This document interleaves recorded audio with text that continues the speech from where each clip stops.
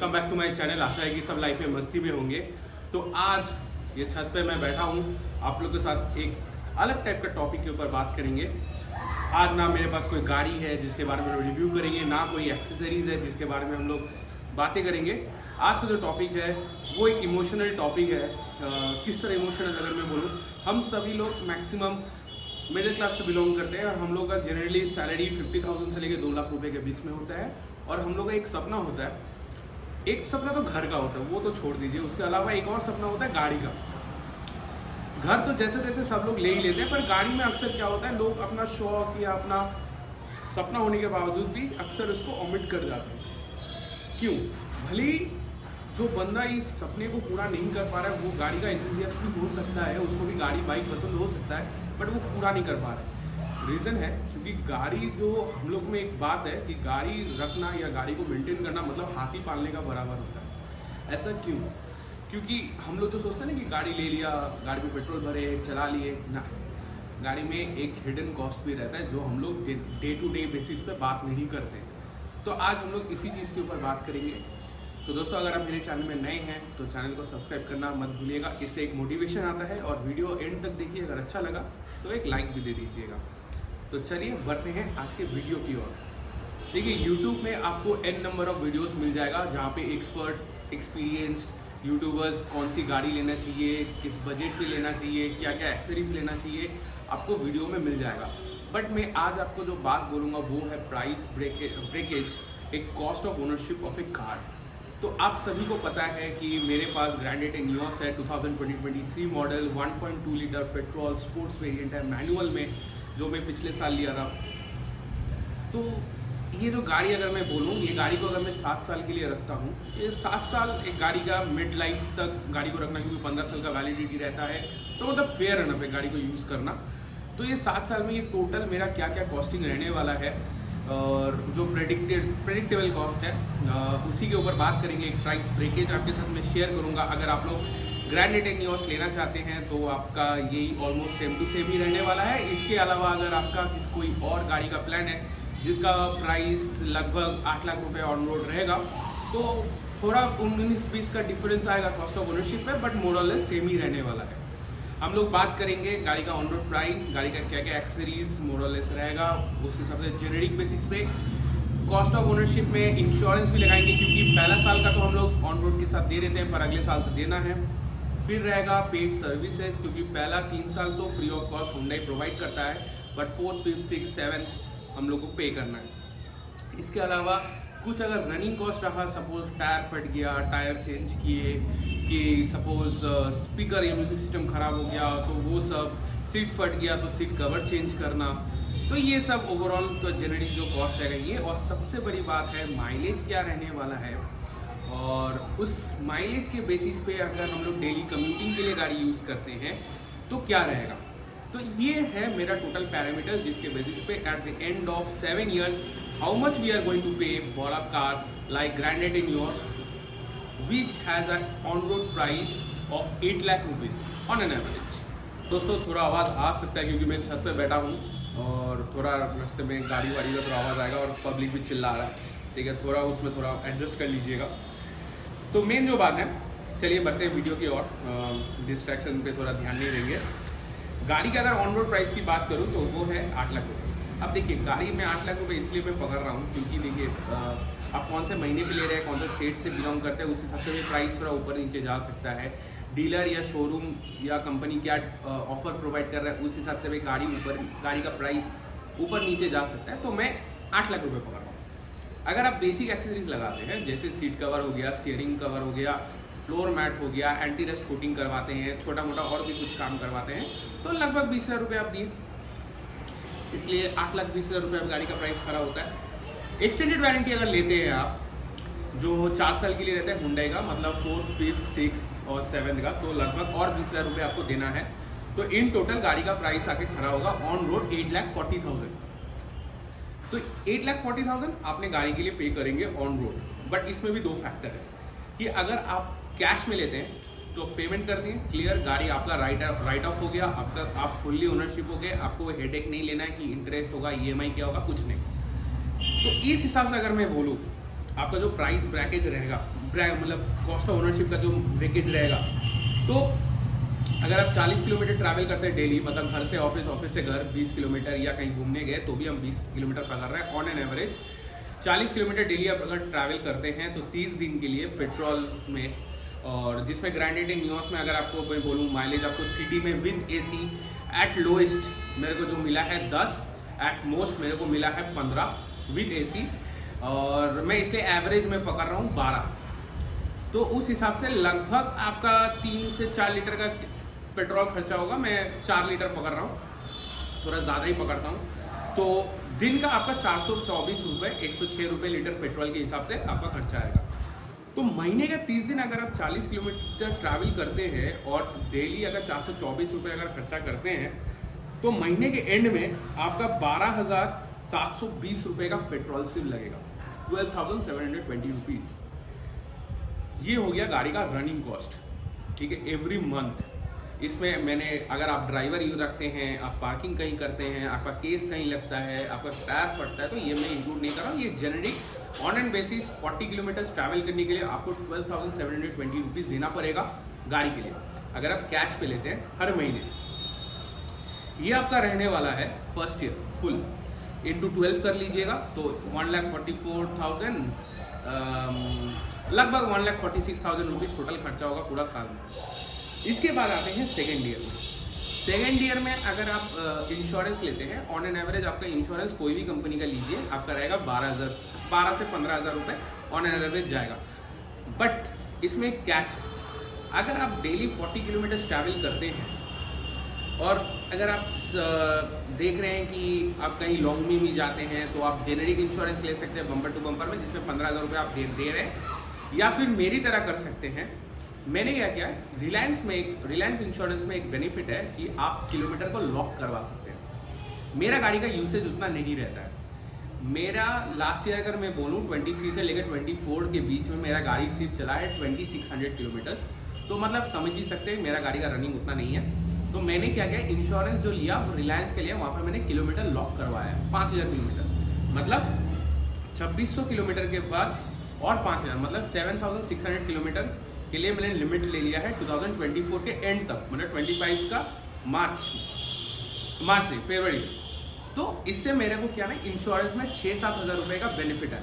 अगर आपको इस बारे में इन डिटेल्स जानना है तो मैं इसके लिए एक अलग वीडियो प्रोवाइड कर दूंगा, अगर आप लोग चाहते हैं तो कमेंट में लिख सकते हैं। तो चलिए बढ़ते हैं, जो मेन बात है कि गाड़ी रहा 8,40,000 रुपये पहला साल आपने खरीदा गाड़ी को, एक 1,46,000 रफली अपने पेट्रोल के लिए डालें। अगले साल आप वापस वही 1,46,000, इंश्योरेंस के लिए आप फिर से 14,000 15,000 रुपये दे रहे हैं, तो मतलब लगभग पकड़ लीजिए 1,60,000। सर्विस तो आपका रहेगा नहीं क्योंकि फ्री ऑफ कॉस्ट है।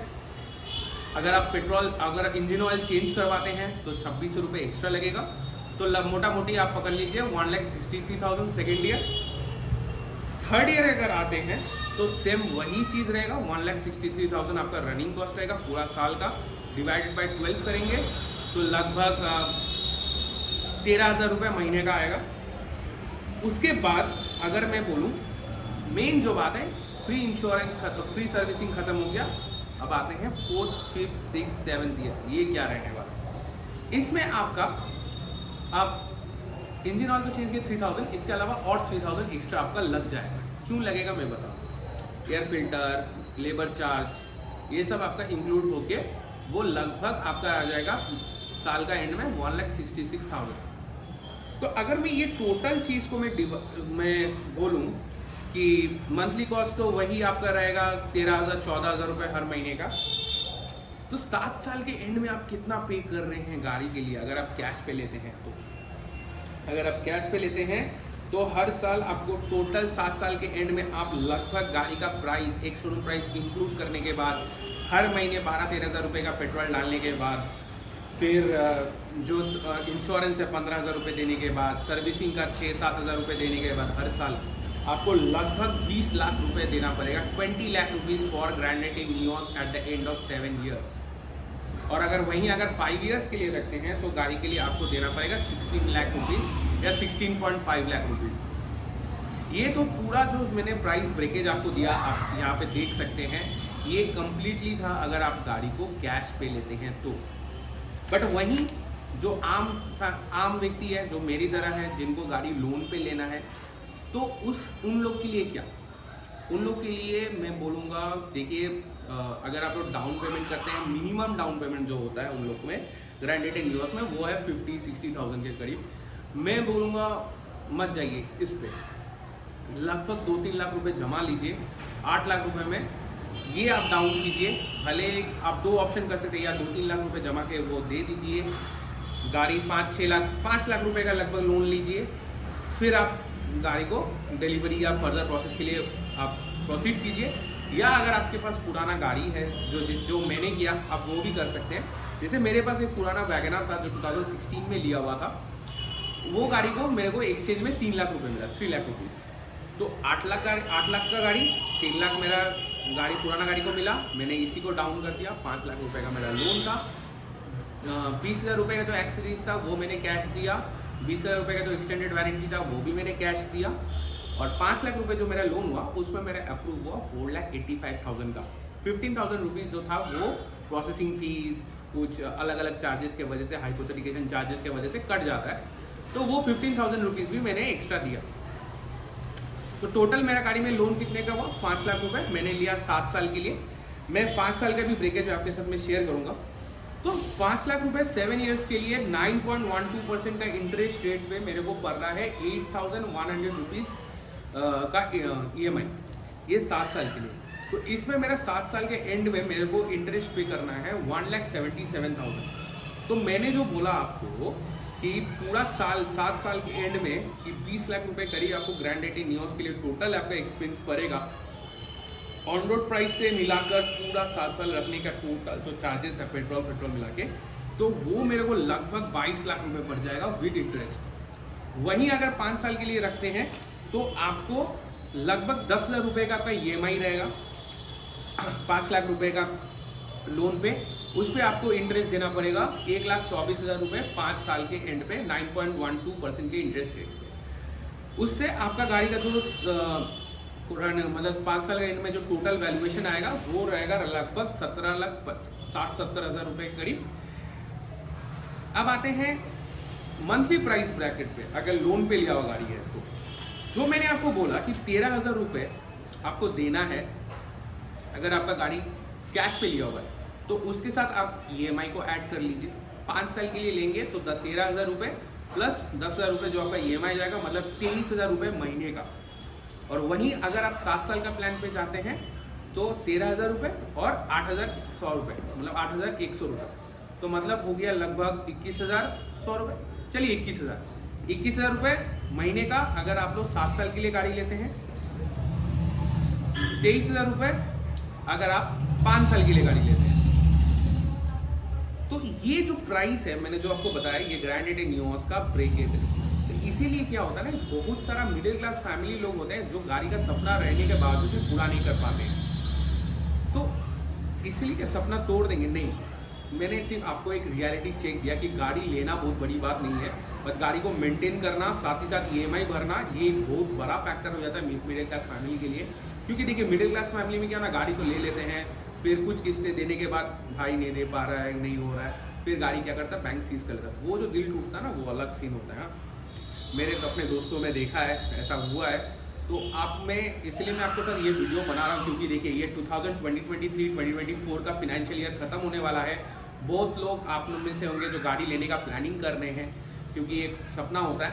तो आप ध्यान से देखिए आप कौन सा गाड़ी ले पा रहे हैं, नहीं ले पा रहे हैं, उस हिसाब से आप गाड़ी देख सकते हैं। और रहा बात कौन सा गाड़ी आपको लेना चाहिए, देखिए मैं इस बारे में नहीं बोलूँगा क्योंकि ये पूरा पर्सनल टू पर्सनल वैरी करता है आप कौन सा गाड़ी लेंगे। मेन बात है कि अफोर्डेबिलिटी के ऊपर। और ये जो मैंने रनिंग कॉस्ट मैंने बोला ना कि 22,000 रुपये लगेगा, कि 23,000 रुपये लगेगा, कि 21,000 रुपये महीने का लगेगा, ये पूरा होना चाहिए आपका जो मंथली सैलरी है उसका 25% मैक्सिमम, उससे ज़्यादा नहीं। देखिए यूट्यूब में आपको n नंबर ऑफ वीडियो का चैनल मिल जाएगा जहाँ पे आपको फिनेंशियल एडवाइजर में बोलेंगे 10% रहना होना चाहिए कि 12% होना चाहिए। बट देखिए हम लोग है कार एंथुसियास्ट, हम लोग का शौक ही बहुत महंगा है सच बोलने से, तो उस हिसाब से मैंने थोड़ा इसको डबल कर दिया, 25% ऑलमोस्ट डबल ही होता है, डबल से थोड़ा ज़्यादा। अब 25% से ज़्यादा इसको मत खींचिए, नहीं तो क्या होगा कि आपका जो लाइवलीहुड है ना उसमें इफेक्ट करेगा। तो ये मैंने छोटा सा वीडियो आपके साथ मैंने बनाया गाड़ी ओनरशिप के ऊपर, एक कॉस्ट और रनिंग ओनरशिप के ऊपर। ग्रैंड आइटेन नियोस जैसे गाड़ी के लिए टोटल कितना रहेगा, जो किना है 21,000 से लेके 23,000 रुपये हर महीने। अगर आप लोन पे लेते हैं 5 साल का या 7 साल का, वो आप पे डिपेंड करता है। जो नॉर्मल जो 10 ईयर है, जो मैक्सिमम लोग लेते हैं। तो बस यही आपके साथ शेयर करना था। फिर मिलेंगे एक नया ब्लॉग में, तब तक के लिए लाइफ को एंजॉय कीजिए, खुश रहिए और मेरे चैनल को सब्सक्राइब करना मत भूलिएगा। टाटा।